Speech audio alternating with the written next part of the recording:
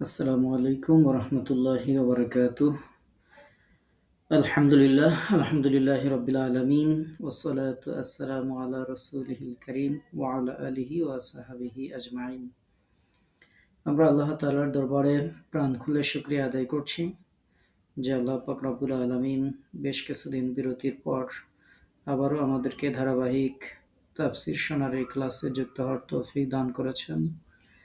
যে আল্লাহ তাআলা দুনিয়ার সকল কর্মব্যস্ততা, অসুস্থতা, ক্লান্তি, অবসাদ, দুর্ঘটনা, বিপদ-আপদ, বালা-মুসিবতের হাত থেকে হেফাজত করে পবিত্র কুরআনুল কারীমের সান্নিধ্যে আসার জন্য আমাকে, আপনাকে, আমাদেরকে কবুল করেছেন।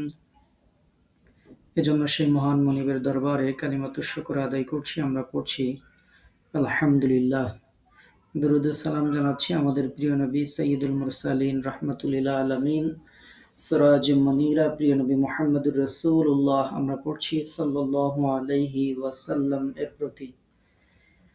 আমরা আজকে তাফসীর শুনব পবিত্র কুরআনুল কারীমের ৭৫তম সূরা আল কিয়ামাহ থেকে। এই সূরাতে ৪০টি আয়াত আল্লাহ পাক রব্বুল আলামিন নাযিল করেছেন। সূরাটি মাক্কী সূরার মধ্যে অন্তর্ভুক্ত। আমরা প্রথম থেকে কিছু আয়াতের অর্থটা আগে জানি, তারপরে আমরা সেই আয়াতগুলোর তাফসীর শুনবো ইনশাআল্লাহ।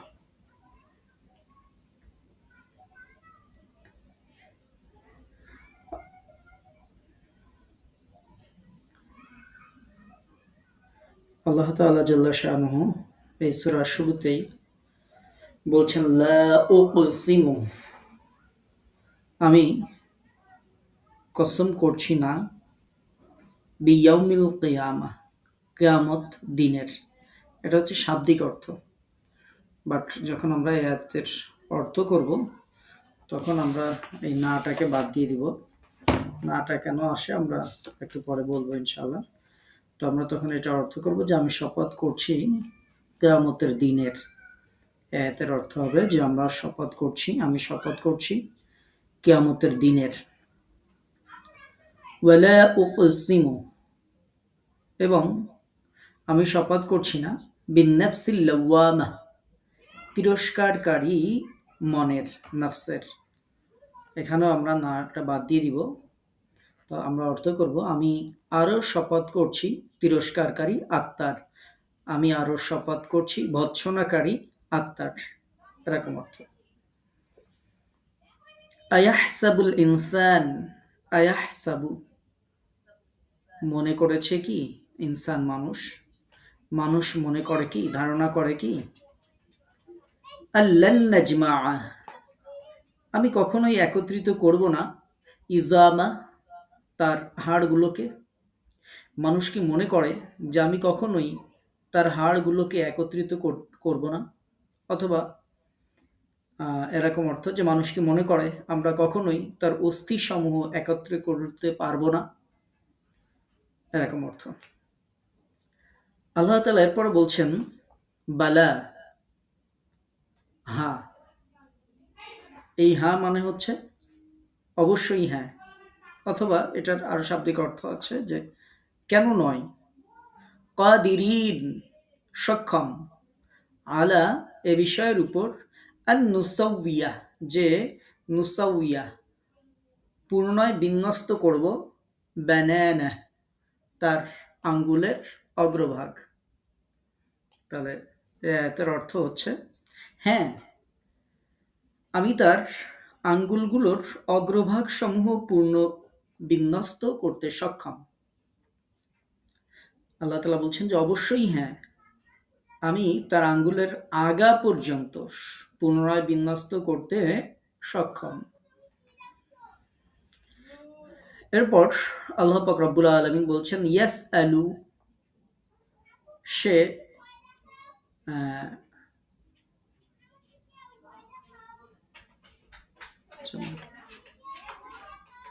আয়াত একটা বাদ গেছে, বাল ইউরিদু, বরং সে চায়, আল ইনসান, মানুষ, বরং মানুষ চায়, বা লিউরিদুল ইনসান, বরং মানুষ চায়, লিয়াফজুরা আমামা, লিয়াফজুরা, যে কুকর্ম করার জন্য আমা ভবিষ্যতে মানুষ চায় ভবিষ্যতেও পাপ কাজ করতে, পাপাচার করতে আর কি।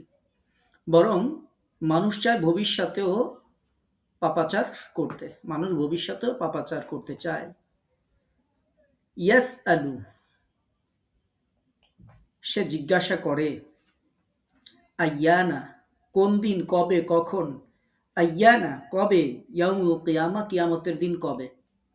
সে প্রশ্ন করে কখন কিয়ামতের দিন আসবে, সে প্রশ্ন করে কবে কিয়ামতের দিন, এরকম অর্থ। ফাইদা, অতঃপর যখন,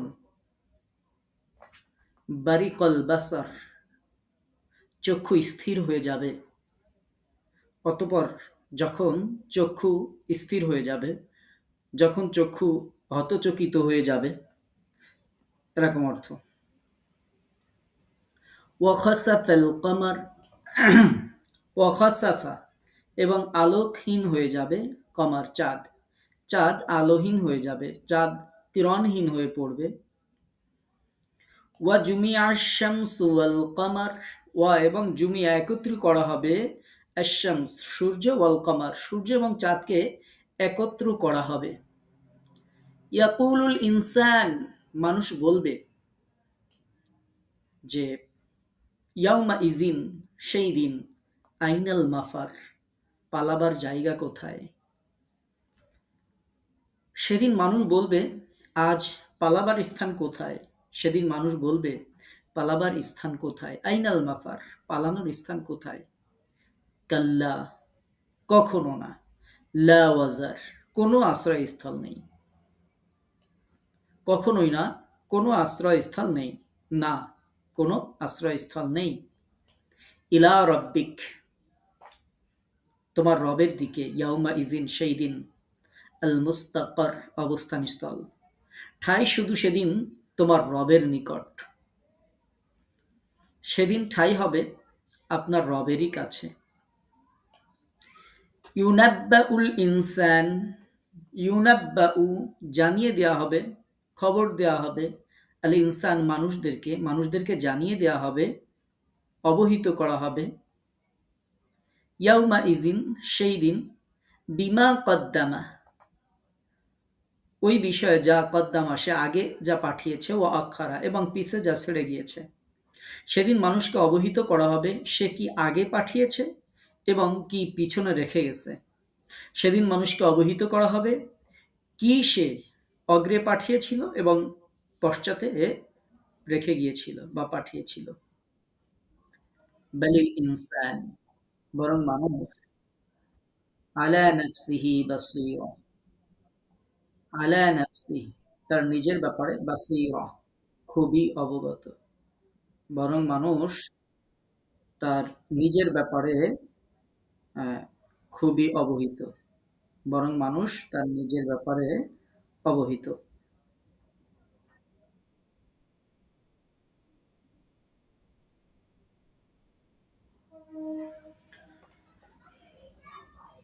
ওয়ালাউ আলকা মাআযিরা, ওয়ালাউ আলকা মাআযিরা, যদিও সে নানা অজুহাতের অবতারণা করে।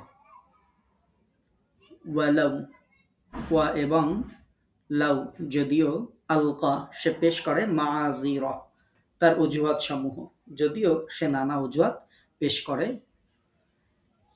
আমরা 15টি আয়াত শুনলাম, আজকে এই 15টি আয়াতের সংক্ষিপ্ত তাফসীর শুনবো ইনশাআল্লাহ। আল্লাহ পাক রব্বুল আলামিন সূরা আল কিয়ামা, একটা গুরুত্বপূর্ণ সূরা, সূরার নাম শুনেই আমরা বুঝতে পারছি যে, আপনারা বুঝতে পারছেন যে সূরাটা কত গুরুত্বপূর্ণ কিয়ামত সম্পর্কে। সূরাটা 40টা আয়াত আল্লাহ পাক রব্বুল আলামিন নাজিল করেছেন, খুব বেশি বড় সূরা না। এই ক্ষুদ্র সূরাটি মানুষের হৃদয়ে এত বিপুল পরিমাণ উঁচু মানের তথ্য, ইশারা, ইঙ্গিত, দৃশ্য এবং চিত্র, অনুভূতি এবং উপলব্ধির সমাবেশ ঘটায়, যাকে মানুষ প্রতিরোধও করতে পারে না, আবার উপেক্ষাও করতে পারে না। অত্যন্ত ক্ষুরোধার ভাষায় বিশেষ কোরআনিক বাচনভঙ্গির আশ্রয় নেয়া যা তার ভাষাগত কাঠামো, শৈল্পিক সুর, ধ্বনিতে সমভাবে প্রতিফলিত হয়। ভাষাগত, ধ্বনিগত উভয় প্রকারের বৈশিষ্ট্যের সমন্বয়ে এতে এক শক্তিশালী প্রভাবের সৃষ্টি হয়, যার মোকাবেলা করা যায় না, উপেক্ষাও করা যায় না।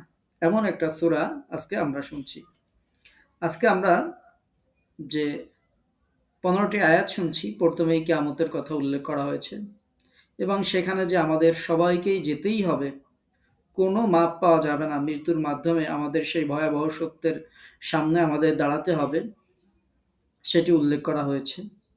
সেখানে কেউ ধনী, দরিদ্র, শিশু, বৃদ্ধ, সবল, দুর্বল সবাইকেই যাইতে হবে। কোনো ধরনের কলা কৌশল, ফন্দি, ফিকির, উপায়, উপকরণ, জোর জবরদস্তি, সুপারিশ, প্রতিরোধ, বিলম্ব কোনো কিছু করার কোনো সুযোগ, কোনো কিছু নেই। যেখানে আপনাকে আমাকে ইচ্ছায় অনিচ্ছায় যেভাবেই হোক যাওয়া লাগবেই। তো এমন একটি সূরা, এই সূরাতে আরো কিছু বিষয় উল্লেখ করা হয়েছে যেটি আমরা আজকে বলছি না। আমরা আজকে এই 15 আয়াতের মধ্যে যা আছে সেটা নিয়ে আলোচনা করব ইনশাআল্লাহ। আল্লাহ পাক রব্বুল আলামিন প্রথমে যে দুইটি আয়াত আপনারা দেখতে পাচ্ছেন, লা উকসিমু বিয়াউমিল কিয়ামাহ, আয়াত দুইটির অর্থ পড়ার সময় আমি বলেছি যে আয়াতের শাব্দিক অর্থ হচ্ছে লা উকসিমু, আমি শপথ করছি না, কসম করছি না, বিয়াউমিল কিয়ামা, কিয়ামত দিবসের। কিন্তু আমি যখন অর্থ করেছি তখন বলেছি যে আমরা নাটা বাদ দিয়ে অর্থ পড়ব। অর্থটা হবে আমি শপথ করছি কিয়ামতের দিনের। এখন আপনারা বলতে পারেন যে এখানে আছে, শাব্দিক অর্থের মধ্যে দেখা যাচ্ছে যে না আছে, কিন্তু আমরা কেন এই নাটাকে বাদ দিয়ে দিলাম? এটা একটা প্রশ্ন।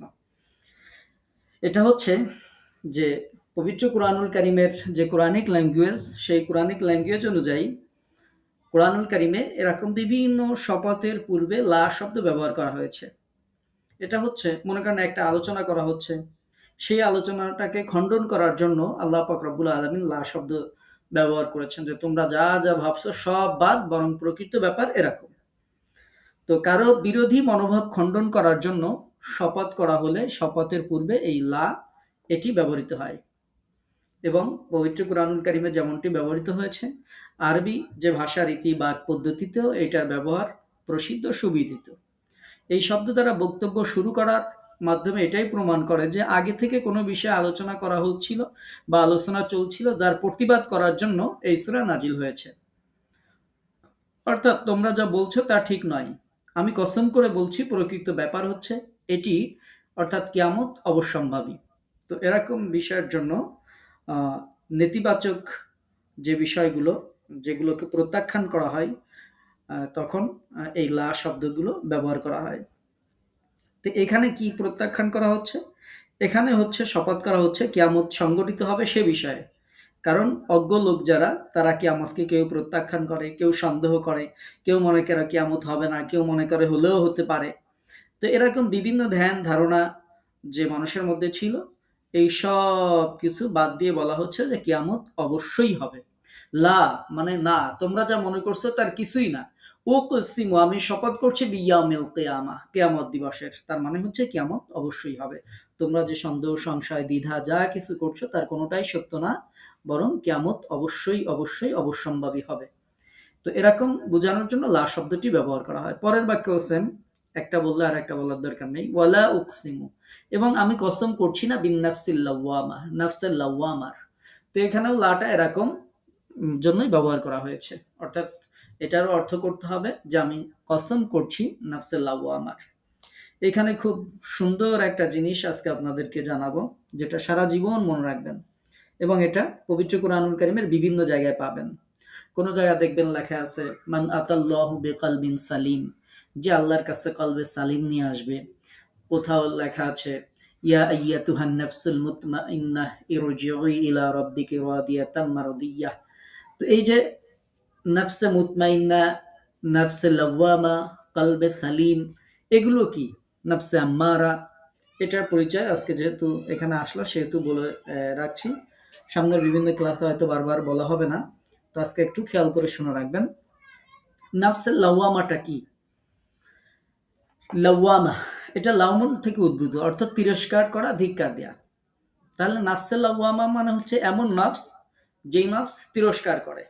আমরা যদি এটার অর্থ দেখি, যে আল্লাহ তাআলা বলছেন যে আর শপথ করছি ভৎসনাকারী আত্মার, তিরস্কারকারী আত্মার। এবার আসেন যে তিরস্কারকারী আত্মা কি? এমন আত্মা যে নিজের কাজকর্মের হিসাব নিয়ে নিজেকে ধিক্কার দেয়, অর্থাৎ কৃত গুনাহ অথবা তার কোনো ওয়াজিব কোনো কর্মে ত্রুটি হয়ে গেল, এই কারণে নিজেকে সে ভৎসনা দেয়। তুই এমনটা কেন করলি? মনে করেন আপনি একটা গুনাহ করেছেন, তো এর পরক্ষণেই আপনার মন বলছে, আহ, কেন আমি এই গুনাহটা করলাম? আপনি নিজেকে বুঝ দিতে পারছেন না, বারবার দেখা যাচ্ছে যে আপনি নিজেকে তিরস্কার করছেন, এই যে তিরস্কার করছেন। অথবা মনে করেন নামাজ একটু বাদ হয়ে গেছে, তখন পরক্ষণে মনে হচ্ছে, আরে এই কাজটা কেন করতে যাই, আমি নামাজটা বাদ দিলাম, আগে যদি নামাজটা পড়তাম তাহলে তো কাজটা হইতো।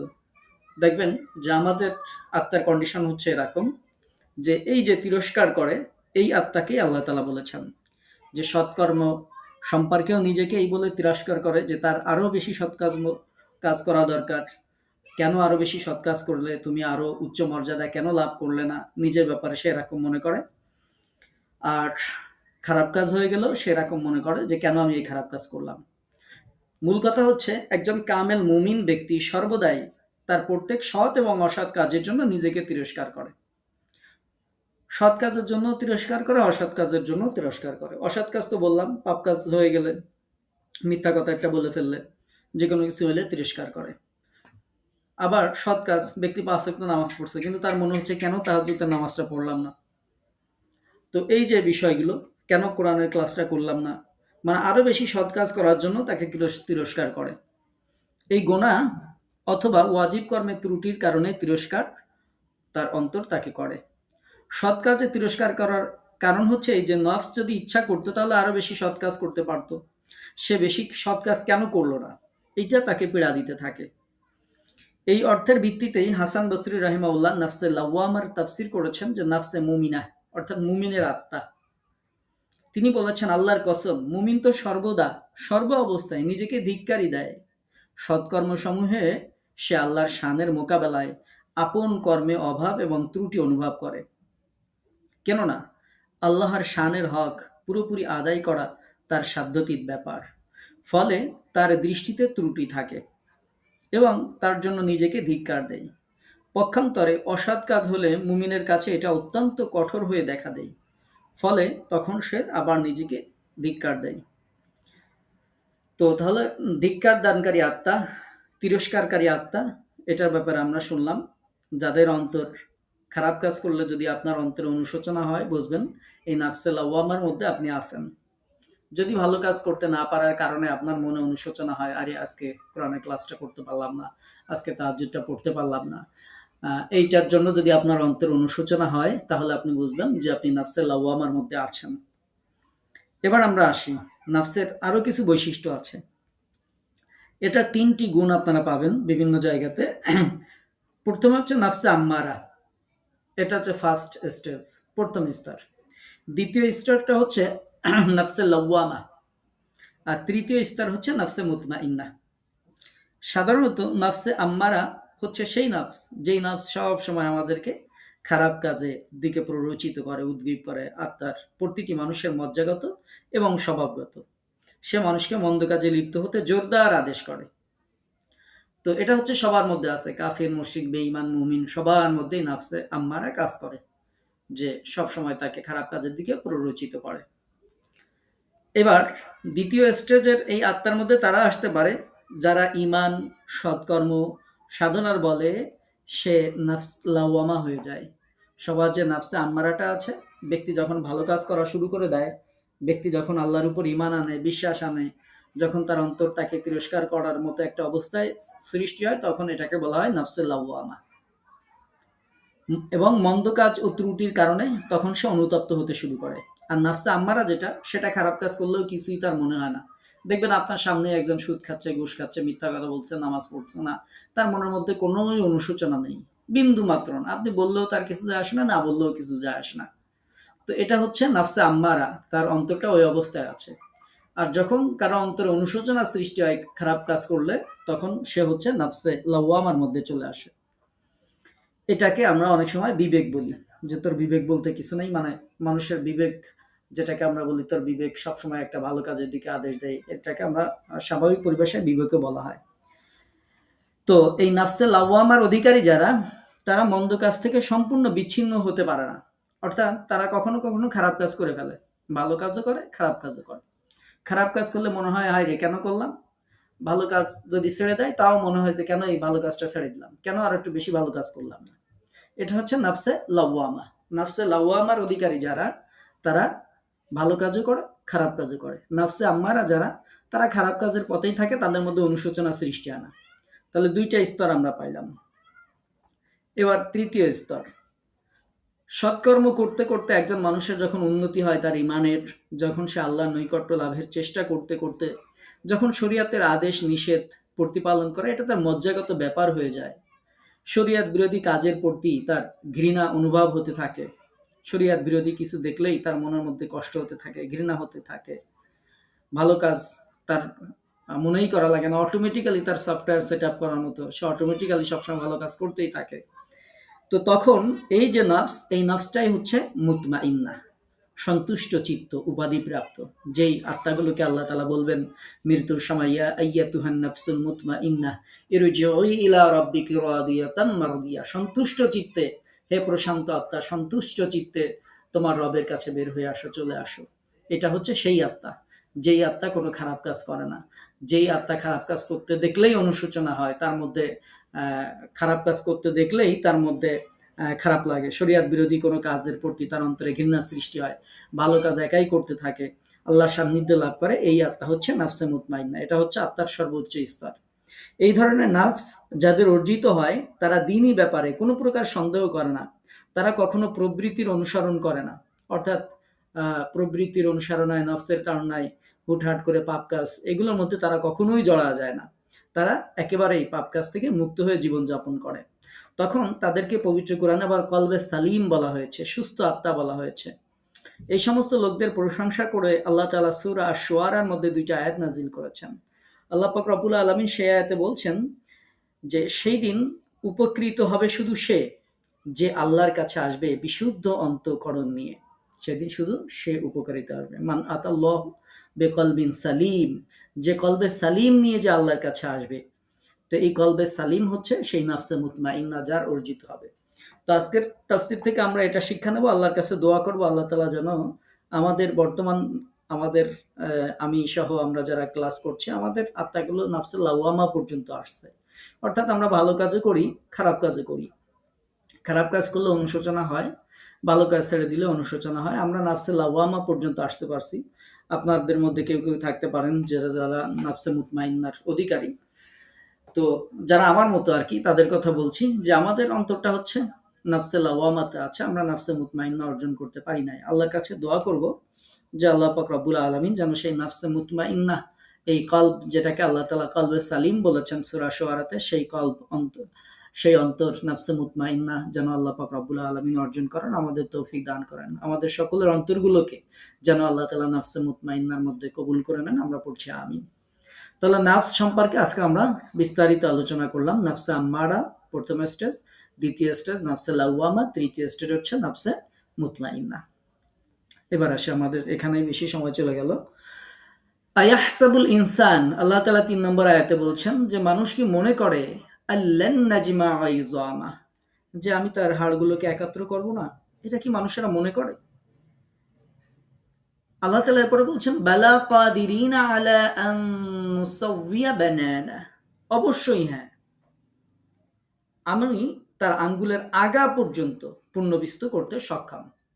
অর্থাৎ যারা মনে করে যে বড় বড় হাড়গুলো একত্রিত করে পুনরায় দেহের কাঠামো প্রস্তুত আল্লাহ তাআলা কি করে করবেন, আবার কিভাবে পুনরায় সৃষ্টি হবো, সন্দেহ সংশয় যারা করে, তারা, তাদের ব্যাপারে আল্লাহ তাআলা বলছেন বড় হাড়গুলো একত্র করে পুনরায় তোমার দেহে প্রস্তুত করা এটা তো কোনো ব্যাপারই না।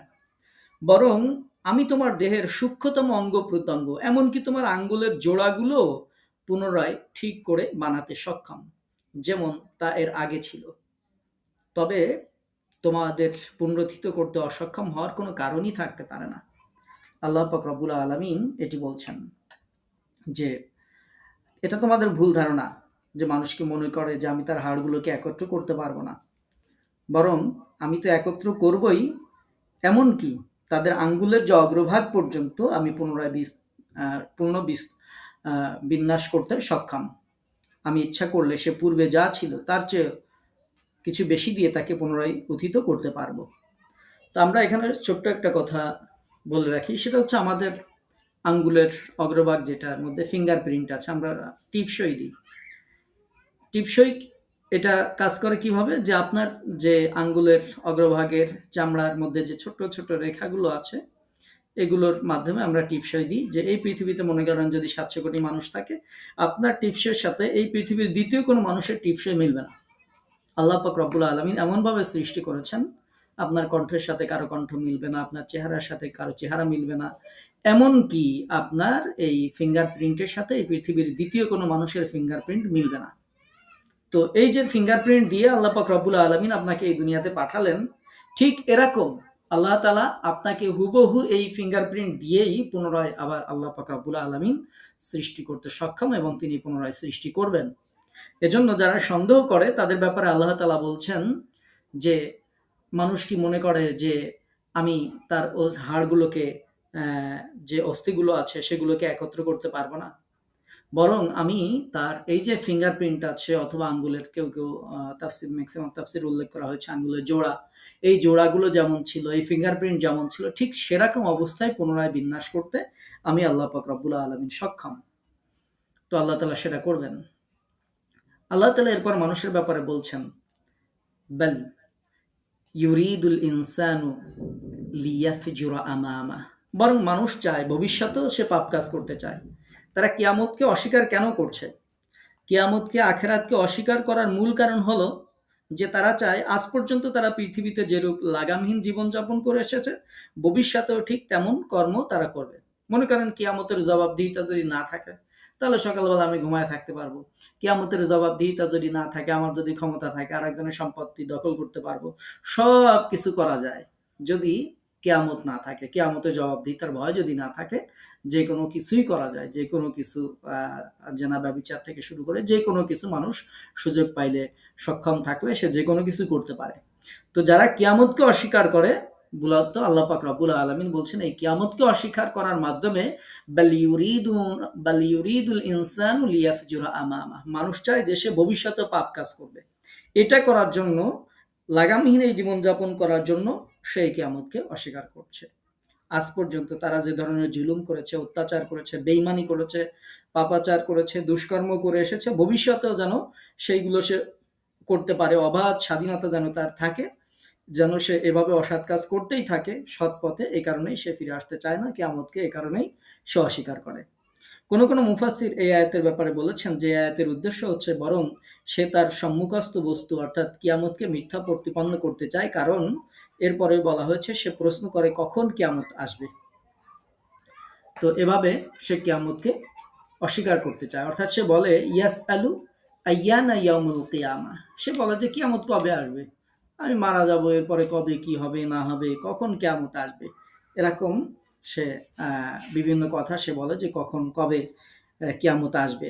তার এই যে ইয়াস আলু, সে প্রশ্ন করে, এই প্রশ্ন করাটা হচ্ছে অস্বীকৃতিমূলক প্রশ্ন, যে তার বিশ্বাস তো এটাই যে কিয়ামত সংগঠিত হওয়া অসম্ভব। আল্লাহ সুবহানাহু ওয়া তাআলা, আপনারা সূরা সাবা পড়েছেন, বিভিন্ন সূরাতে আল্লাহ পাক রব্বুল আলামিন তাদের কথা আরো জায়গায় উল্লেখ করেছেন। যেমন সূরা সাবার মধ্যে আল্লাহ তাআলা বলছেন, ওয়া ইয়াকুলুনা মাতা হাযাল ওয়া'দ ইন কুনতুম সাদিকিন, যে তারা বলে যদি তোমরা সত্যবাদী হও তাহলে বলো এই প্রতিশ্রুতি কখন বাস্তবায়ন হবে। তো আল্লাহ তাআলা বলছেন, কুল লাকুম মিআদু ইয়াউমিন লা তাস্তাখিরুনা আনহু সাআতাও ওয়া লা তাস্তাকদিমুন। আল্লাহ তাআলা বলছেন যে হে নবী তুমি বলে দাও তোমাদের জন্য আছে এক নির্ধারিত দিন, যা মুহূর্তকাল বিলম্ব করতে পারবে না, ত্বরান্বিতও করতে পারবে না। তো এরকম কথা আপনারা পবিত্র কোরআনুল কারীমে বিভিন্ন জায়গায় আপনারা পড়েছেন, যেহেতু আপনারা অর্থ সহ হিফজ করেছেন অনেকেই, তো এরকম বক্তব্য বিভিন্ন জায়গায় এসেছে। তো তারা এভাবে কিয়ামতকে অস্বীকার করে, যে কিয়ামত কবে হবে, যেদিন হয় দেখা যাবে, এই জাতীয় কথাবার্তা আর কি।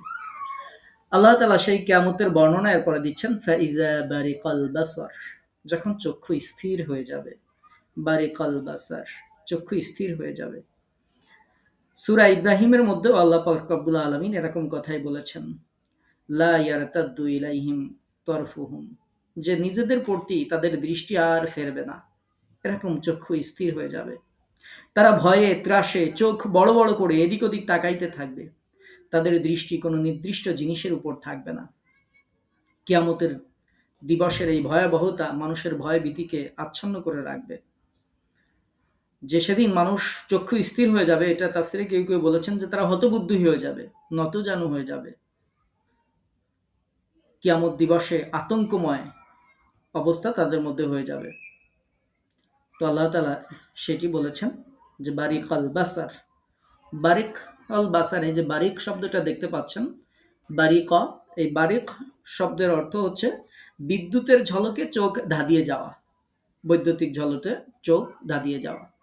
আর প্রচলিত আরবি বাক্যরীতিতে কথাটি ব্যবহৃত শুধু এই অর্থেই ব্যবহৃত হয় না। আমরা এখানে যেটা জানছি যে ভীত, বিহ্বলতা, বিস্ময়, কোনো দুর্ঘটনার আকস্মিকতায় যদি কেউ হতবুদ্ধি হয়ে যায়, ভীতিকর দৃশ্য দেখে যদি তার চক্ষু স্থির হয়ে যায়, সে যা দেখতে পাচ্ছে তার এই অবস্থা, অর্থাৎ সে স্থির হয়ে গেছে বিপদ দেখে, এরকম অবস্থায় এই শব্দটি ব্যবহৃত হয়।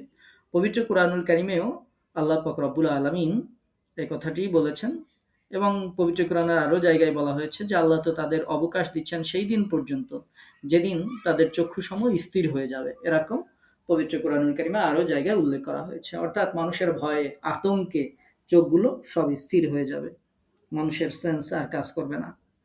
এবং শুধু তাই না, আল্লাহ তাআলা বলছেন ওয়াখাসাফাল কমার, এবং চাঁদ হয়ে যাবে আলোহীন, চাঁদ কিরণহীন হয়ে যাবে। এখানেও আল্লাহ পাক রব্বুল আলামিন কিয়ামতের সেই ভয়াবহ পরিস্থিতির কথা আল্লাহ তাআলা উল্লেখ করেছেন। যখন চক্ষুতে ধাঁধা লেগে গেল, কিয়ামতের দিন সবার দৃষ্টিতে ধাঁধা লেগে যাবে, ফলে চক্ষু স্থির, কোনো বস্তু দেখতে পারবে না, এবং চন্দ্র জ্যোতিহীন হয়ে যাবে। তাছাড়া এটার আরেকটি অনুবাদ হচ্ছে যে চন্দ্র গায়েব হয়ে যাবে, চন্দ্র বলতেই আর কিছু থাকবে না। কেন থাকবে না? আল্লাহ তাআলা বলছেন ওয়াজুমিআ আশ-শামসু ওয়াল কমার, ওয়াজুমিআ একত্র করা হবে, শামস সূর্য, ওয়াল কমার চাঁদ এবং সূর্যকে একত্র করা হবে। চাঁদ আলোহীন হয়ে যাওয়া, চাঁদ ও সূর্যের পরস্পর একাকার হয়ে যাওয়া অর্থ দুটোকে, ইমাম মুজাহিদ রাহিমাহুল্লাহ বলছেন যে দুটোকে একত্রে পেঁচানো হবে। যেমনভাবে আপনারা সূরা তাকবীর যখন পড়েছেন তখন পড়েছেন ইজা শামসু কুবিরাত ওয়া ইযান নুজুমু কাদারাত, সূর্য যখন নিষ্প্রভ হয়ে যাবে, নক্ষত্ররাজি যখন খসে পড়বে। তো এটা হবে অবস্থা। আল্লাহ পাক রব্বুল আলামিন সেই দিনের কথা বলছেন যে সূর্য চন্দ্রকে একত্র করে ফেলা হবে। এই ভয়াবহ অবস্থায় মানুষেরা বলবে ইয়াকুলুল ইনসান, মানুষেরা বলবে যে ইয়াউমাইজিন, আজকের দিন, আইনাল মাফার, পালানোর জায়গা কোথায়, পালাবো কোথায়। মানুষ এটা বলবে যে আজকে পালাবো কোথায়, পালানোর জায়গা কোথায়, এটা মানুষেরা বলবে। তো তখন যখন মানুষেরা পালাইতে চাইবে, পালানোর জায়গা কোথায় বলবে, তখন আল্লাহ পাক রব্বুল আলামিন তাদেরকে জবাব দিবেন কাল্লা লা ওয়াজার, না আজকে আর পালানোর কোনো জায়গা নাই। কাল্লা, কখনোই না। লা ওয়াজার, কোনো আশ্রয়স্থল নেই। আজকে পালানোর কোনো জায়গা নাই। দুনিয়াতে যাই কিছু করছো উল্টোপাল্টা, সেদিন ভুলে যাও। লা ওয়াজার, আজকে পালানোর কোনো জায়গা নেই, কোনো আশ্রয়স্থল নেই। আশ্রয়স্থল শুধু আছে ইলা রাব্বিক, তোমার রবের কাছে। ইয়াউমা ইজিন, সেই দিন, আল মুস্তাকার, আশ্রয়স্থল, সেই দিন তোমার রবের কাছেই একমাত্র ঠাঁই আছে, তোমার রবের কাছেই শুধুমাত্র আশ্রয়স্থল আছে, তাছাড়া আর কোথাও পালানোর জায়গা নাই, থাকার কোনো জায়গা নাই। সূরা শুরাতে আল্লাহ পাক রব্বুল আলামিন এরকম বলছেন, যেদিন তোমাদের কোনো আশ্রয়স্থল থাকবে না, আর না তোমাদের পাপ অস্বীকার করার কোনো সুযোগ থাকবে। পাপকে অস্বীকার করতে পারবে না, কোনো কিছু গোপন করতে পারবে না, সব কিছু দেখা যাবে, সব কিছু বোঝা যাবে, সব কিছু প্রকাশিত অবস্থায় থাকবে। কেমন প্রকাশ হবে? আল্লাহ পাক রব্বুল আলামিন বলছেন ইউনাব্বাউল ইনসানু ইয়াউমাইযিন বিমা কদ্দামা ওয়া আখার। ইউনাব্বাউল ইনসান, সেই দিন মানুষকে অবহিত করে দেওয়া হবে যে বিমা কদ্দামা ওয়া আখার, যা সে আগে করেছিল, পিছনে যা পাঠাইছে, সব অবহিত করা হবে। যা সে অগ্রে প্রেরণ করেছে, পশ্চাতে ছেড়ে এসেছে। এটার একটা ব্যাপক অর্থবোধক বাক্য। এর কয়েকটি অর্থ হতে পারে। সেটি হচ্ছে যে দুনিয়ার জীবনে মানুষ মৃত্যুর পূর্বে কি কি নেক কাজ করছে, কি কি বদ কাজ করছে, এটা হচ্ছে সে আখেরাতের জন্য অগ্রিম পাঠিয়ে দিয়েছিল। তার জীবিত অবস্থায় সে আখেরাতের জন্য পাঠাইছিল, যে ভালো কাজ করছিল সেগুলো, যেগুলো খারাপ কাজ করছিল সেগুলো। তো এগুলো তাকে জানিয়ে দেওয়া হবে, ইউনাব্বাউল ইনসান, জানিয়ে দেওয়া হবে। আর দুনিয়াতে সে নিজের ভালো মন্দ কাজের কি ধরনের প্রভাব সৃষ্টি করে এসেছিল, তা তার দুনিয়া ছেড়ে চলে আসার পরও পরবর্তী বংশধরদের মধ্যে দীর্ঘদিন পর্যন্ত চলছিল, সেই হিসাবেও তার সামনে পেশ করা হবে। সে একটা সিনেমা হল বানাতে হয়ে গেছিল, ওই সিনেমা হলে কত মানুষ খারাপ কাজ করছে, খারাপ ছবি দেখছে, জেনা ব্যভিচারের পথকে প্রশস্ত করছে, এই যে পাপ কাজগুলো, সেগুলো সে দেখতে পারবে। অথবা সে কোনো সৎকা জারিয়া করছিল, সেই সৎকা জারিয়া কতদিন এই পৃথিবীতে প্রচলিত ছিল, কত মানুষ উপকৃত হয়েছে, কত সিয়াব হয়েছে, সেটাও তাকে জানিয়ে দেওয়া হবে। তো এটা হচ্ছে তার ছেড়ে যাওয়া, ওয়া আখার, যা সে রেখে গিয়েছিল, এটাও তাকে জানিয়ে দেওয়া হবে। আব্দুল্লাহ ইবনে মাসউদ এবং ইবনে আব্বাস রাদিয়াল্লাহু তাআলা আনহুমা তারা বলছেন যে মানুষ মৃত্যুর পূর্বে যে সমস্ত সৎ কাজ করে নেয় তা সে অগ্রে প্রেরণ করে। যে সৎ অথবা অসৎ, উপকারী অথবা অপকারী কাজ ও প্রথা যা সে ছেড়ে যায়, যা তার মৃত্যুর পর মানুষ বাস্তবায়িত করে, তা সে পশ্চাতে রেখে আসে। এমন কোনো একটা ওসিয়াত করে থুয়ে গেল, যে সেটা খারাপ কাজের ওসিয়াত, তার সন্তানরা ওইটা করলো, তো সেই শাস্তিও তার কাছে পৌঁছাবে। আর যদি ভালো কিছু করে যায় তাহলে সেটার শান্তিও তার কাছে পৌঁছাবে, সওয়াবও তার কাছে পৌঁছাবে। এর আরেকটা তাফসির আছে, সেটি হচ্ছে যেসব কাজ সে আগে করেছে এবং যেসব কাজ সে পরে করেছে, দিন তারিখ সহ তার পুরো হিসেব তার সামনে পেশ করা হবে। ইমাম কাতাদা রাহিমাহুল্লাহ বলছেন, কদ্দামা বলে এমন সৎ কাজ বোঝানো হয়েছে যা মানুষ জীবদ্দশায় করে নাই, আখারা বলে এমন সৎ কাজ বোঝানো হয়েছে যা সে করতে পারতো কিন্তু করেনি, সুযোগ নষ্ট করে দিয়েছে। এটাও একটা তাফসির আছে। তো যেটাই হোক, আমরা মূল বক্তব্য যেটা জানলাম সেটা হচ্ছে যে আমরা যা জীবিত অবস্থায় যা ভালো অথবা খারাপ কাজ করছি সেগুলো মানুষকে জানিয়ে দেওয়া হবে, এবং আমাদের যে সদকায়ে জারিয়া ভালো কাজগুলো, সেগুলো যদি ভালো হয় তাহলে সেটা জানিয়ে দেওয়া হবে। আমাদের যদি এরকম কোনো খারাপ কাজ পৃথিবীতে রেখে যায় যেগুলো চলতে থাকে, তাহলে সেটাও, সেই খারাপ কাজের ফলাফল পরিণামও তাকে জানিয়ে দেওয়া হবে, ফলাফলটা তাকে দেখানো হবে। তো এরপরে আল্লাহ পাক রব্বুল আলামিন বলছেন, বালিল ইনসানু আলা নাফসিহি বাসীরা, বরং মানুষ নিজের সম্পর্কে সম্যক অবগত। বাসীরা শব্দের অর্থ হচ্ছে চক্ষুষ্মান, যে চোখে দেখে তাকে বাসীরা বলা হয়। এই আয়াতের অর্থ হচ্ছে, যদিও ন্যায় বিচারের বিধি অনুযায়ী মানুষকে তার প্রত্যেকটি কর্ম সম্পর্কে হাসরের মাঠে অবহিত করা হবে, কিন্তু প্রকৃতপক্ষে এর কোনো প্রয়োজন ছিল না বা প্রয়োজন নাই। কেননা মানুষ তার কর্ম সম্পর্কে সে খুব ভালো করেই জানে, সে কতটুকু ভালো কাজ করছে অথবা কতটুকু খারাপ কাজ করছে, কোথায় কি করছে দিনের আলোতে অথবা রাতের আধারে, কোথায় কি করছে এটা সম্পর্কে তার খুব ভালো করেই জানা আছে। সে কি করেছে তা সে নিজেই জানে। তাই আখিরাতের আদালতে হাজির করার সময় প্রত্যেক কাফের, মুনাফিক, পাপী, অপরাধী প্রত্যেকে নিজেই বুঝতে পারবে যে সে কি কাজ করে এসেছে এবং কোন অবস্থায় নিজের প্রভুর সামনে এসে সে দাঁড়িয়েছে। সে যতই অস্বীকার করুক, যতই ওজর পেশ করুক না কেন, হাসরের মাঠে প্রত্যেককে তার সৎকর্ম দুই চোখে সেও দেখতে পাবে, তার যত কর্ম ছিল দেখতে পাবে। এবং অন্য আয়াতে বলা হয়েছে, ওয়াওয়াজাদু মা আমিলু হাদিরা, যে দুনিয়াতে সে যা করেছে হাসরের মাঠে তা উপস্থিত করা হবে,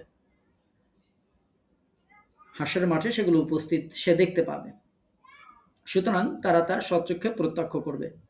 এখানে মানুষকে নিজের সম্পর্কে চক্ষুষ্মান বলার অর্থ হচ্ছে এটি, সে তার নিজের ব্যাপারে চক্ষুষ্মান, মানে হচ্ছে সে তার নিজের ব্যাপারে খুব ভালো করেই জানে। তার ভালো কাজ অথবা খারাপ কাজ আখিরাতের ময়দানে তাকে দেখানো হবে, সে দেখতে পারবে। পক্ষান্তরে যদি এই বাসিরা শব্দের অর্থ প্রমাণ হয় যে মানুষ নিজের সম্পর্কে প্রমাণ স্বরূপ হবে, এটাও একটা তাফসীর, যে অস্বীকার করলেও তার যে অঙ্গ প্রত্যঙ্গ থাকবে সে দেখতে পাবে যে সে অস্বীকার করছে, আল্লাহ এই কাজ আমি করি নাই, কিন্তু তার হাত সাক্ষ্য দিবে, আল্লাহ আমার দিয়ে অমুক দিন সেই চুরিটা করছিল। সে বলবে, আল্লাহ এই কাজটা আমি করি নাই, আমলনামার মধ্যে এটা দেখা যাচ্ছে, ফেরেশতারা উল্টাপাল্টা লিখছে। চোখ, জবান খুলে দেবে, আল্লাহ ও মিথ্যা বলছে, চোখ দিয়ে এটা এটা সে দেখছিল। এভাবে সে দেখতে পাবে, যেটা সূরা ইয়াসিনের মধ্যে বলা হয়েছে, আল ইয়াউমা নাখতিমু আলা আফওয়াহিহিম, সেদিন তোমাদের মুখমণ্ডলগুলোকে বন্ধ করে দেব, তোমাদের হাত আমার সাথে কথা বলবে, তোমাদের পা গুলো সাক্ষ্য দিবে দুনিয়ার জীবনে তোমরা যা কিছু করেছিলে। তো সেই দিন সে দেখতে পাবে যে তার অঙ্গ প্রত্যঙ্গগুলো তার বিরুদ্ধে সে যা যা করেছিল সেগুলো আল্লাহর দরবারে সাক্ষ্য দিচ্ছে, সে অস্বীকার করার কোনো সুযোগ পাবে না। আল্লাহ তাআলা বলছেন ওয়ালাউ আলকা মাআযিরা, যদিও সে নানা অজুহাতের অবতারণা করে, আল্লাহ বুঝতে পারি নাই, এই করি নাই, সেই করি নাই, এ হয়নি, তা হয়নি, যতই অজুহাত ওজোর আপত্তি যাই পেশ করুক না কেন, সেদিন এই ওজোর আপত্তি এগুলো দিয়ে কোনো কাজ হবে না। এগুলো আল্লাহ পাক রব্বুল আলামিন তার সামনে হাজির করবেন। তো কোনো অজুহাতের আহ, দিয়ে সে করতে পারবে না, কাটাইতে পারবে না। আল্লাহ তাআলা বলছেন যদিও সে নানা অজুহাতের অবতারণা করে, নানা অজুহাত সে দিতে চায়, তো সেদিন আল্লাহ তাআলা বলবেন ইকরা কিতাবাক কাফা বিনাফসিকা লিয়াউমা আলাইকা হাসিবা, তুমি তোমার কিতাব পাঠ করো, তুমি তোমার নিজের হিসাবের জন্য নিজেই যথেষ্ট। সূরা বানী ইসরাঈলের মধ্যে আল্লাহ তাআলা জাল্লা শানহু বলছেন। এবং সে যতই ওজোর আপত্তি করুক না কেন, সেই দিন তার চোখ, কান, হাত, পা, অন্যান্য অঙ্গ প্রত্যঙ্গ এগুলো তার বিরুদ্ধে সাক্ষ্য দিবে। ইমাম কাতাদা রাহিমাহুল্লাহ বলছেন যে সে নিজে তার সমস্ত কার্যাবলী তার সামনে দেখানো হবে, সে প্রত্যক্ষ করবে, অর্থাৎ সে দেখতে পাবে। তো এটার ব্যাপারে আমাদের কোরআনে যেমন আছে, ইনজিলের একটা বক্তব্য আছে যে বলা হবে হে আদম সন্তান, তুমি তোমার ভাইয়ের চোখের ছোট ছোট অংশ দেখতে পাচ্ছ, অথচ তোমার নিজের চোখের যে গুড়িসম যে অংশটা সেটা তুমি দেখতে পাচ্ছ না। ওয়ালাউ আলকা মাআযিরা, যে তুমি তোমার নিজেকে বাঁচানোর জন্য নানা ধরনের অজুহাত, যুক্তি এগুলো তুমি তুলে ধরছো, যদিও তার কর্মকাণ্ডের জন্য সে নিজেই সাক্ষী। কিয়ামতের দিন মানুষ বাজে বাহানা, মিথ্যা প্রমাণ, নিরর্থক ওজর পেশ করবে, কিন্তু সেদিন কারো কোনো ওজর, একটা ওজরও গৃহীত হবে না। আল্লাহ পাক রব্বুল আলামিন সেটি এই আয়াতের মধ্যে বলছেন। এমন কথা সূরা আনামের মধ্যেও আছে, আল্লাহ তাআলা বলছেন তখন তাদের এ কথা বলা ব্যতীত আর কোনো কথা বলার থাকবে না, তারা বলবে আল্লাহর শপথ হে আমাদের রব, আমরা মুশরিক ছিলাম না, এরকম কথা বলবে, আল্লাহর কাছে শপথ করে মিথ্যা কথা বলবে। তো আল্লাহ পাক রব্বুল আলামিন এরকম কথা সূরা মুজাদালার মধ্যে বলেছেন যে যেদিন আল্লাহ পুনরুত্থিত করবেন তাদের সকলকে, তখন তারা তার নিকট সেরূপ শপথ করবে যেই রূপ তোমাদের নিকট শপথ করে, এবং তারা মনে করে যে এতে তারা উপকৃত হবে। সাবধান, তারাই তো মিথ্যাবাদী। মোট কথা হচ্ছে কিয়ামতের দিন তাদের ওজর আপত্তি তাদের কোনো উপকারেই আসবে না। যেমন আল্লাহ তাআলা বলেছেন লা ইয়ানফাউয যালিমিনা মাযিরাতুহুম, জালিমদের কোনো ওজর আপত্তি কাজে আসবে না। এরপরে সূরা নাহলের মধ্যে বলা হয়েছে যে তারা আত্মসমর্পণ করে বলবে আমরা কোনো মন্দ কাজ করতাম না, এরকম মিথ্যা কথা তারা বলবে। তারা আল্লাহর কাছে আত্মসমর্পণ করবে, তারা বলবে যে আমরা কোনো মন্দ কাজ আমরা করতাম না। আবার সূরা আনামের মধ্যে আল্লাহ তাআলা আরো বলছেন যে ওয়াল্লাহি রাব্বিনা মা কুন্না মুশরিকিন, আল্লাহর শপথ হে আমাদের রব আল্লাহ, আমরা মুশরিক ছিলাম না। তো তারা তো নিজেদের এই যে শিরিক এটাকে তারা অস্বীকার করবে, এরকম ভাবে যে পাপ কাজগুলো তারা করছিল এগুলো অস্বীকার করার চেষ্টা করবে, কিন্তু তাদের এই সব কিছু বৃথা হবে, তাদের এই অস্বীকৃতি কোনো উপকারেই আসবে না। তো আজকের তাফসীরটা খুবই গুরুত্বপূর্ণ ছিল। সূরা আল কিয়ামা 15 আয়াত থেকে আমরা জানলাম আজকে আমরা নাফসে আম্মারা লাওয়ামা মুতমাইন্নার পরিচয়টা সুন্দরভাবে জানলাম। আল্লাহর কাছে দোয়া করবো আল্লাহ তাআলা আমাদের নাফসে মুতমাইন্না অর্জন করার তৌফিক দান করুন, এবং কিয়ামতের ভয়াবহ অবস্থার কথা আমরা জানলাম। আল্লাহ তাআলার কাছে পানাহ চাই সেই দিনে আল্লাহ পাক রব্বুল আলামিন আপনাকে আমাকে আমাদের সকলকে ক্ষমা করুন, মাফ করুন।